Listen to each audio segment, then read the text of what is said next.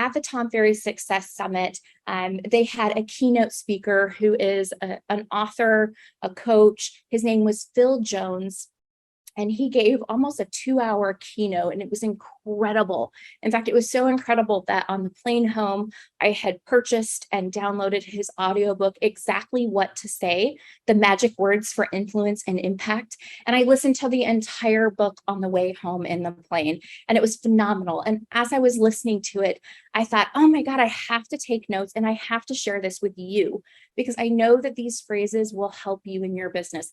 If there was one theme that came through at the Tom Ferry Success Summit, it was that you have to master your craft. You have to master what you do. And one of the ways that we can do that is by what we say and how we say it. And so I really love this book. Was phenomenal. I would highly encourage all of you to get it, read it, listen to it, however you best absorb information, but it was phenomenal. So Phil Jones talks about how oftentimes the decision between someone doing business with you and doing business with somebody else is knowing exactly what to say and when to say it and how to make it count. And so what I'm going to share with you today are the seven. He, in his book, Exactly What to Say, he goes through 24. I have extracted out 7 magic phrases for your business. And I am going to share these phrases, share with you the psychology behind why they're the magic phrases. And then I also have some cash offer examples for you. That way you can get an idea of how you could use this when presenting the cash offer options, etc. And then I just know that you're going to be thinking of a ton of other ways to implement these phrases in your business. And who knows, maybe you're going to hear a couple of them and go, I already do that, or I know that one. So that would be cool too. I would love your feedback on what you think of these phrases, if you feel like they really are magic. And I'd love to know if you're already using them in your business. That would be kind of cool to know as well. All right. So let's start off with the first magic phrase. And the first magic phrase is, when would be a good time? When would be a good time? Now, this one is a very simple set of words, but what it does is it helps us overcome people that would normally blow us off because they don't want to make the time to meet with us or to go over something, maybe our value proposition, maybe we're giving them an equity report, maybe we're giving them a cash offer. And normally they would probably blow us off, right? But by using when would be a good time, what we do is we subconsciously get the other person to assume that there will be a good time and that no is not an option. So it's this kind of direct question that really prevents people from telling you that, hey, I haven't got the time. And as a result, it helps us kind of get over one of the largest hurdles and objections that we face when trying to book an appointment with someone. So I'm going to give you some examples of when would be a good time. So when would be a good time for me to swing by and take some photos of your home so we can get the highest possible cash offers? I felt like that one was so good because sometimes leads come through. I know a lot of our Zoodealio members are also using ZBuyer. And so they'll get these ZBuyer leads and they're connecting with these ZBuyer leads. And so that ZBuyer lead didn't go through the Zoodealio funnel. So maybe they didn't upload photos. And so what they need to do is really get to that seller's home, take those pictures so that they can upload them to Zoodealio so that we can get you the best possible cash offers. So I thought, hey, what a simple, easy script. When would be a good time for me to swing by and take some photos of your home so we can get you the highest possible cash offers? Here's another one. When would be a good time to meet and explore these cash offers on your home? So cash offers come in, you want to get an appointment, you'll want to get in front of them, ask them when would be a good time. When would be a good time for us to Zoom for 15 minutes to go over the cash offer options for your home? Again, very simple, but such a magic phrase. So I hope you can implement this in your business so you can get people to book appointments with you. All right, now the second magic phrase, so simple. It's open-minded. open-minded. And why is this one so magic? Well, most people consider themselves to be very open-minded. So if you had a room full of 1,000 people and you asked this room, hey, are you open-minded? 900 of them would raise their hands. And so by asking people if they're open-minded, you are stacking the odds in your favor 9-1. And this is because people don't want to seem as if they're closed off or, consider themselves closed-minded, and they love to consider themselves very open-minded. And so knowing this, it's almost an unfair advantage in getting them to listen to you and your value propositions. So here are a few cash offer phrases you can use with open-minded. How open-minded are you about listing your home on the market? I thought that one was just so simple. If someone's requesting cash offers, you can just pivot and ask them, hey, are you open-minded about listing your home on the open market? Would you be open-minded to us working together? So simple, very, very simple, but would you be open-minded to us working together? Here's another one. How open-minded are you about a structured cash sale where you can pick the close date and have 2 cash payouts? And then here's kind of a bonus one I threw in because I know that we have a lot of Zoodealio members that are with EXP, or they're with Real, or maybe you're a broker or team leaders and you're recruiting. And so I wanted to throw in this one geared towards recruiting agents. And the simple question is, are you open-minded about your business? So there's some open-minded magic phrases that you can really use to disarm your prospect and move towards the outcome that you hope for. Okay, let's move on. See, these are so fun for me. I love these and I love implementing them too. So let's move on to number 3. How would you feel if? Now, decision is almost always based on emotion. Like, have you ever said to yourself, it just didn't feel right? Well, that's because you were using a feeling to justify making a decision and you didn't have a good feeling. And so what we know is people make decisions based on usually 2 things. Either they're going to avoid a loss or for a potential gain. But ultimately, people will do more to avoid a future loss than chase a future gain. And so by using how would you feel if, what we're doing is we're allowing people to time travel to a point in the future and have them think about how the effects of their decision would feel. And so here are some magic phrases that you can use with how would you feel if. How would you feel if you listed your home and a few months from now, you haven't had any offers? How would you feel if you didn't have to list your home on the market and you could pick your close date? How would you feel if you could trade your home in just like you trade in your car? So these are some how would you feel if statements that you can really use to help someone move to that future point in time, think about the effects of the decision, and really report back to you in real time with what they want to do. All right, now number 4. And I'm curious, as we're going through these, chat me up. Let me know like which ones are resonating, which ones are like, ooh, that's good, I'm going to use that, or which ones have you already used? Just really curious to know how this is resonating with you, because I loved them and I tend to be kind of a nerd when it comes to this sort of stuff. But all right, let's move on to number 4. This one is so powerful. There are 2 types of people. So we're often tasked with the responsibility of helping people make up their minds, right? Like we're decision catalysts in the lives of our buyers and sellers. And as a result, we're kind of like these professional mind maker-uppers. So, but here's the thing, like sometimes people are kind of stuck and have a difficult time making a decision. So the decision to act becomes so much easier when the choices are polarizing. And some examples that Phil used in his book is when you say like red wine or white wine, or Would you like to watch a romantic comedy or an action? Or, would you like a beach vacation or a mountain vacation? And so often it's easier for people to make a decision when the two choices are polarizing. So our job, our goal is to create a statement that presents choice and then to allow the other person to pick one of the two for themselves by putting it in two types of people. We are prompting an almost instant decision because the second someone hears there are two types of people, a little voice inside of their head screams and goes, "Oh, okay, I wonder which one I am." And then they wait with anticipation to hear what the two types of people are. Now you roll out your two choices and you make the easy option stand out for them. So here's some examples of there are two types of people. And I love this one.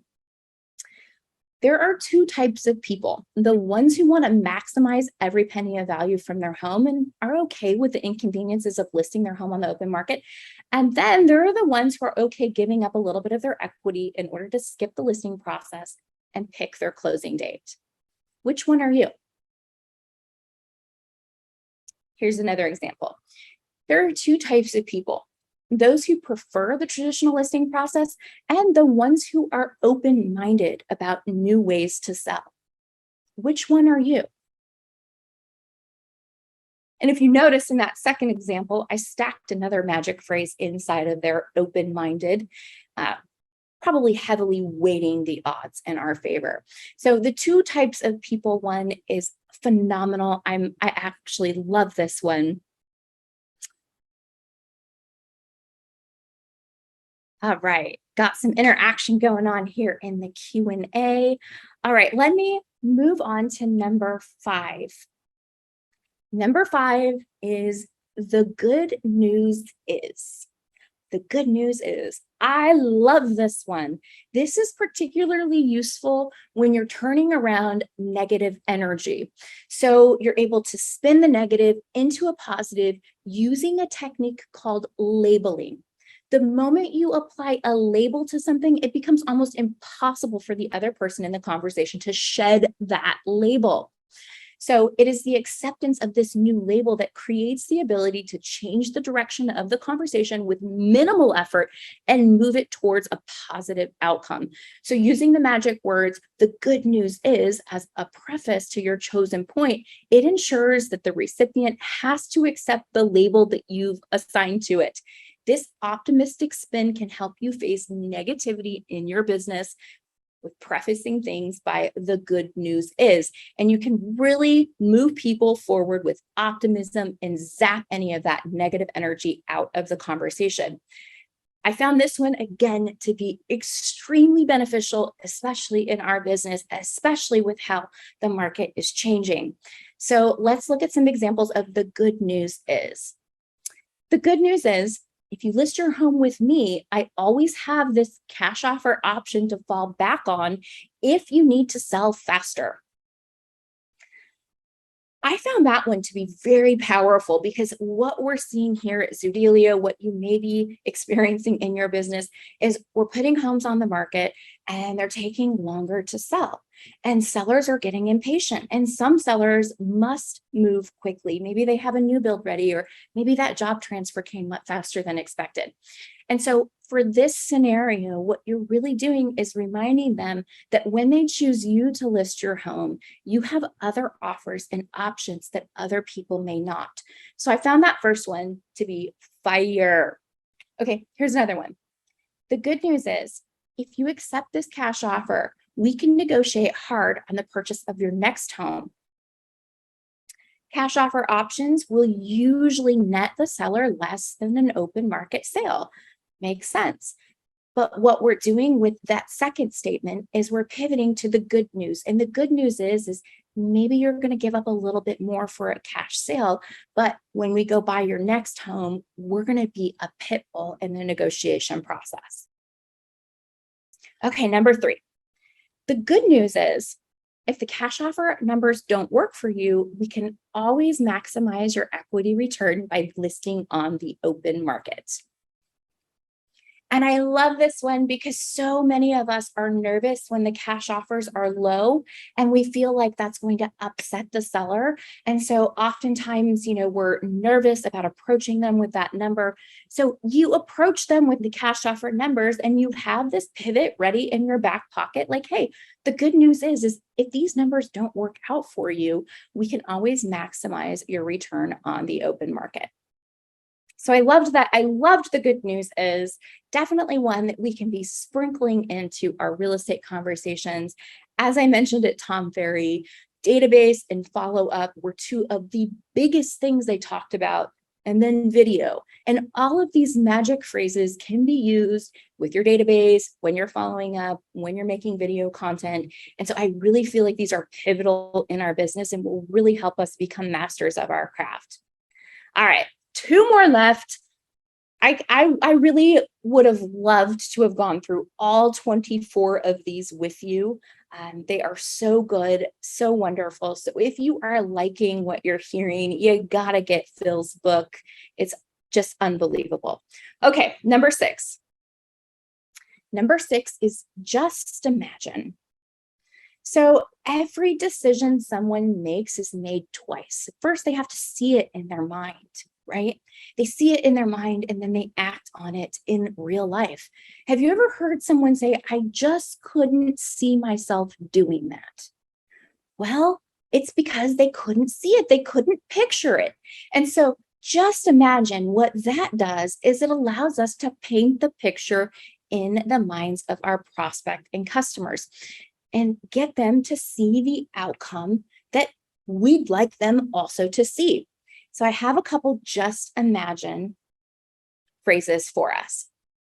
Just imagine not having to do anything to get your home ready to sell and instead choosing the day that you move to your new home. Just imagine the peace of mind you'll have listing your house with me, knowing I have other options to get your home sold. So these are great just imagine statements that really get your prospect to see that future outcome that you want them to see. All right, we're going to wrap it up with the number 7, the magic phrase. And this one is so good. Most people. So these 2 words that don't have a whole lot of letters are perhaps one of your biggest tools to be using when you are talking with your customers and your prospects. Because the indecision is the biggest thing that stands in the way of progress. And these 2 words help people jump into action one way or another. So there are 2 things that are really worth understanding about these. And the first one is people take great confidence from the fact that people like them made a decision before them and that decision worked out for them, right? Like, here was an example that he gave in the book. Have you ever saw a bunch of kids that were maybe jumping off into a lake and they waited for one of the other kids to jump before they did? And as soon as the other kid jumped and emerged with a big old smile on their face, then the rest of them felt like, okay, we can do it. This is safe. There is safety in numbers. So when you consider this scenario, people like to know that other people have gone before them, have made that same decision, and that same decision worked out well for them. And see, here's another thing. Sometimes people just need to be told what to do, but if we were to tell them what to do, it might be considered rude or obnoxious. And I'm sure there are plenty of times in your business that you've been dealing with someone and you wanted to say to them, what I think you should do is, but maybe that would come across a little aggressive or overly assertive. And so now what you can do is use the magic words, most people. And when you face a moment and you want to say, what I think you should do is, instead, you can say, what most people would do in this circumstance is fill in the blank. And then their subconscious mind goes, okay, other people did this. I'm most people, so that's what most people do. Perhaps that's what I should also do. Phil says the most people magic phrase is one of the best phrases that he's used in his business. I will be implementing it in my business. And so I'm excited to see how this phrase works for you in your business. So let's go through a few examples of most people with the cash offer spin. So most people are curious about the cash offer option, but they go on to list their home on the open market first. Most people who accept the cash offer option do it because they want to time their move perfectly. Most people understand the certainty and convenience of cash comes at a little bit of a premium. Most people who are on this call with me today really enjoy it. How are you going to use most people in your business? That's what I want to know. These phrases I felt were just invaluable. I was really excited to share them with you today. I'm going to check the Q&A here. We got some. Oh, good. Okay, so Lynn says, we use most people in our presentations. Most people for the win. It's a great phrase. I bet we do it all kind of, subconsciously anyway, because it is a good phrase, but great feedback. Glad to hear it. When we use when would be a good time to swing by and take a peek at your home and go over and give the benefits of why we are swinging by. And then when they respond yes, we reiterate the benefits of swinging by. Ooh, I love it. So, hey, when would be a good time for me to swing by and get some photos of your home so I can get you the highest possible cash offer? They say, okay, Friday at 10 a.m. Great. I will be by Friday at 10 a.m. to take a few pictures of your home so we can get you the best possible cash offer. That would be kind of an example I'd have there. I love it. Okay. Yes, Lisa, that is so Tom Ferry. Love it. All right. Lee also said, sorry, I missed the title of the book for the magic questions. All right, let me get that for you here. It is good stuff. Okay, there it is here up on the screen again. It's exactly what to say. You're not going to regret getting this book and investing the time into either listening or reading it. It's super short. 24 magic phrases. I went through 7 of them today. I really hope that you can implement those into your closing of the cash offers. And I appreciate you being here with me today.